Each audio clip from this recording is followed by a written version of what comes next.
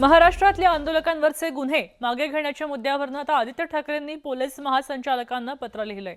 गुन्हे मागे घेण्याबद्दलची प्रक्रिया कधी राबवणार, कशी राबवणार असा प्रश्न आता आदित्य ठाकरेंनी उपस्थित केलाय आणि प्रक्रियेबाबत विद्यार्थ्यांमध्ये संभ्रम आहे असंही त्यांनी उल्लेख केला। सगळ्या आंदोलकांसाठी एकच प्रक्रिया असावी आणि प्रक्रियेची एसओपी लवकर जाहीर करावी अशी मागणी पत्रातून केली गेली आहे।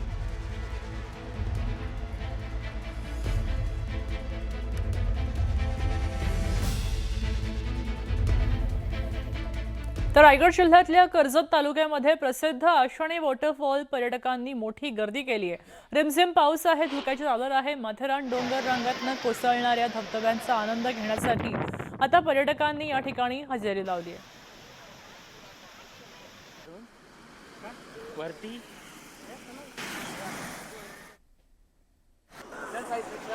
निसर्गाने कर्जत तालुक्यावर मुक्त हस्ताने उधळण केलेली आहे आणि तुम्ही इकडे बघू शकता की रायगड जिल्ह्यातल्या कर्जत तालुक्यातल्या आषाढी वॉटरफॉलवर मी आहे आणि इथे आजचा जो वार शनिवार आहे आणि शनिवार रविवार म्हणजे विकेंडला इथे पर्यटक मोठ्या प्रमाणात असतात आणि यामुळे इथल्या कर्जतकरांना एक व्यवसायाची दिशा पण मिळते आणि पर्यटकांची खूप मोठ्या प्रमाणात इथे गर्दी सुद्धा असते।